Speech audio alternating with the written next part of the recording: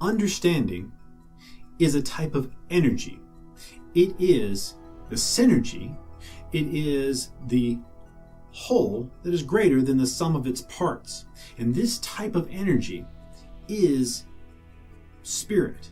And that spirit then can affect reality through invention. It actually affects economy. It actually creates new ways of doing things by organization, those organizational efficiencies that come from the mind, from the way that we configure things. It makes it a type of energy that is interchangeable with the type of energy usually referred to in science. So there is actually a type of mental energy that is interchangeable, and you can create things with this energy, and you can affect economies with this energy. It is a very real energy that impacts our physical world. And that energy comes from configuration, and configuration is a property. It is a property that is spirituality. So you can see that spirituality, energy, and the way that it impacts reality, all of these things go together. And you can see some parts of this in the ideas that we use in science, such as potential energy.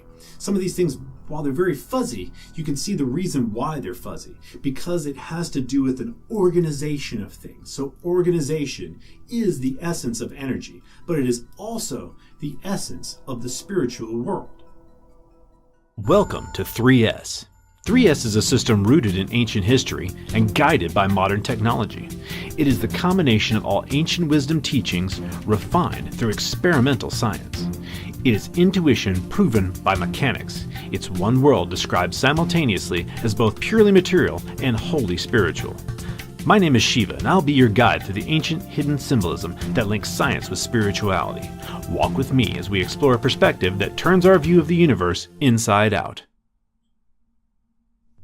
Once again, just as in the previous episode, we have to call upon the difference between understanding and simply knowledge as a symbol to explain things. When we choose alternative explanations of a phenomena, how do we value one over the other? That greater value is like a greater energy. There are configurations of matter that have greater potential energy, and there are configurations of knowledge that have a greater potential energy, and that is understanding. The configuration of knowledge that has the greater predictive ability is the greater understanding, and in 3S that is directly related to consciousness. So to further illustrate this point, let me give an example. In Papua New Guinea, there is a tribe of natives who they pray to the spirit of a tree to grant them fish. Now, here's the thing. Immediately that says to you, it's like, well, how that's nonsense, right? However, what they do is they take the root of the tree and they beat it into water, and in response, fish rise to the surface, which they then gather and eat. So therefore, according to them, within the context of their culture, what they have done is they have made a hypothesis, and then they have carried out experimentation, and those experiments have resulted in a theory that the proper rites of worship will grant them fish. Now, that is one understanding, and that is an interpretation of that data, and in its own way, it is scientific to a certain extent. It's been tested, and they have results, but something's wrong with it, isn't there? And that thing, that what's wrong with it that you sense, we need to quantify this, because this is extremely important as we build our worldview, as we search for truth. We have to quantify exactly what that is so that we look at it. We look directly at it every time we are selecting between one interpretation or another. And I need you to understand this before I move on to explain to you why one interpretation of quantum mechanics is superior to the other. So, in the Western worldview, we know that the root itself actually contains a neurotoxin that is not harmful to humans, but is harmful to the fish, of course, and that's why they rise to the surface. So this understanding actually comes from our broader set of knowledge and the way that we connect it. Now, the natives, they can get lucky. They could actually take that root and burn it, for instance, and doing the same prayers, etc. They might get lucky and discover yet another use for it in gathering honey, for instance, because, well, as you and I know, bees can sometimes be placated by smoke, And all the more so if it's a neurotoxin. Sometimes things which are neurotoxins have different effects on insects, so it may be even more effective on bees. So they could get lucky with this. And so what you see here is that even a partial understanding, one that is not quite as good as another, may have partial results. Now, if they were to try to take that same understanding and try to gather deer, for instance, I think they might get run over. I don't know. They wouldn't have as much of a successful result, to say the least. So, what is the difference between our understanding and theirs? That is that we have connected a larger set of knowledge in the appropriate fashion so that we have narrowed our search. And that's what it does. That's what understanding does, is it narrows your search to something that is actually more likely because it flows along with reality. It is a mirror to reality. When you better mirror reality with your knowledge, then it evolves in the same way that reality evolves. And so therefore, when you search for things which are similar, you don't have all of the possibilities of reality to search through. You only have those things which are on the line or the trajectory of the knowledge which you are using. And so it is this greater connection, this better connection of information that makes one understanding and one theory or one interpretation superior to another.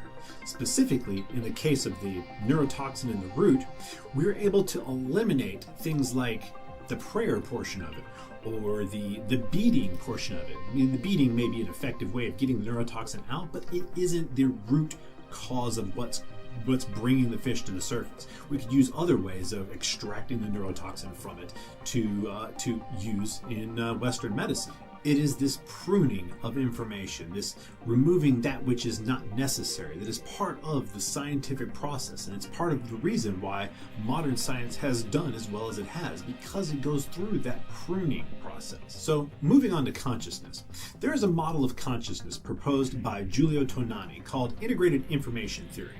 And in this theory, he proposes that consciousness is directly related to the level of connectivity, specifically within the brain. Now, 3S would go along the same sort of lines. However, instead of just raw connectivity, which if you just connected one thing to another willy-nilly, basically what you have is just a mess. And in addition to that, if the brain fired in that way, I guess you'd probably have a seizure. So instead of just connectedness alone, 3S stipulates that the way that things are connected has to provide additional ability to predict and therefore additional ability to invent. It is based upon a breadth and depth of knowledge that is connected hierarchically and laterally in the correct way that best mirrors reality. This is the nature of a greater understanding and therefore greater energy and greater consciousness. Specifically, we can see how a greater efficiency of energy use in the real world comes from greater understanding. And therefore there's a connection. There's a way in which one type of energy, the energy of that we'll call the spirit world, can actually be translated into energy in the very physical world. So the mental world obviously has a very direct and real impact on the physical world. Modern physics does not take into account this very real impact. We simply pretend it isn't there. Yet somehow all of us know that it is. It is this ability to connect the energy of the mind and the connectedness and understanding and quantifying it that will allow us to actually eventually use the same sorts of equations that we do in physics for seeing how the mental world impacts the physical world. In this way, we can take consciousness and spirituality and actually have a satisfactory way of grabbing a hold of it for those who are more materialistic minded. Specifically, the energetic component of that interconnectedness, that phi, is the whole that is greater than the sum of its parts. This is why we can call it spirituality, because it's just like raw information is dead. It's only when it is configured in the right way and of course something is causing it to be executed, that we then can see it as a spiritual world. So while we will speak later on the movement of ether through structures as the fuel that goes through the engine, right now we're speaking about the configuration itself, just like potential energy. We're seeing how in the spiritual world, in the mental world, it is the configuration of information, the way that it relates, both hierarchically and laterally, that gives it a type of potential energy that can be translated into terms which modern science can understand. Modern science can grasp a hold of and relate to other things, and perhaps even eventually put numbers on, because that is really what is going to make them comfortable. And that's where Giulio Tonani's idea of phi is very useful, but it does need these simple refinements. So this drive towards greater understanding that we all have is a drive towards greater consciousness, just as we see the idea of Gnosticism, which is to have more knowledge. I believe that the knowledge that they spoke of was not just simple dead knowledge like a computer has, but understanding, this spiritual energy, this configuration of greater potential. And this is why we must not value all information, all configurations of information, all interpretations exactly the same. They do have different values. They do evolve differently than reality.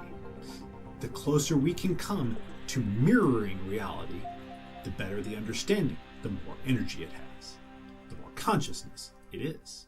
This ancient philosophy of mirroring was exemplified in the pyramids, where they were attempting to mirror the heavens, and they used the magic of math to construct something that was greater than the sum of its parts. We all know the various ways in which the pyramids tend to connect to so many different aspects of reality. Everything from pi and phi, that is, of course, the golden mean, in this specific instance, to the stars on Orion's belt.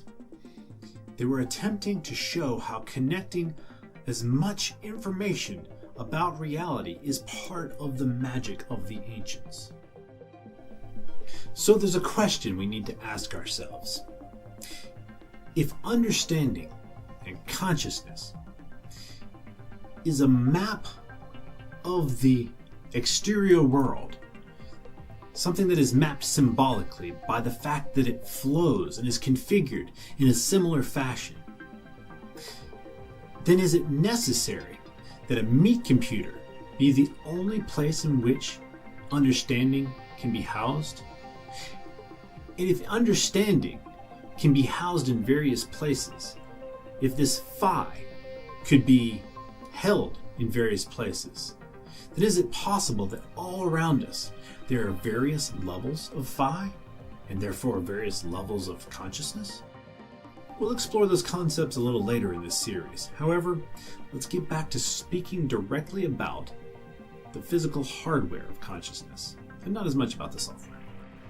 So, to appropriately arrange our consciousness, our understanding of the world, to raise our consciousness, to increase our phi, we have to select those interpretations of data, those configurations of information, which best lead to accurate prediction and therefore also innovation. So here you can see how creative energy, the act of creation, is the very essence of spirituality, because it is linked in this configuration, this ability to see the future and to make it occur. That's what consciousness does. That is the energy of consciousness, the energy of creation. So now it's time for us to increase that energy, that phi, through a discussion on quantum physics, specifically determining the difference between the Copenhagen interpretation and a new revamp of pilot wave theory. What I think you might find fascinating is as we explore this model initially proposed by David Bohm, it will lead seamlessly into his interpretation of how brains work, called the holonomic model. And it too is a superior interpretation of the data. Come with us as we deep dive the bleeding edge of development in modern science on the next episode of 3S. The secrets of the 7 sages have filtered down to us through cultures, mystery religions, and secret societies. Magi have purposely hidden and obscured knowledge deemed too dangerous for the minds of the common people. From the deadly secrecy of the Pythagoreans to the Eleusinian mysteries, like the many parts to an engine, these shattered pieces of knowledge have been preserved but must be reassembled. The leftovers of iconography and metaphor paint a fuzzy blueprint which only now, in the light of modern science and computer technology, can finally be recognized as the parts of some greater workable system of knowledge, an engine of both spiritual and very physically real technology. From the grandest vistas of the spiritual big picture to the deepest technical details of neuroscience and physics, we'll show you a new view of the truth never exposed to the modern public before as we attempt to reunite the divided spirit of our age.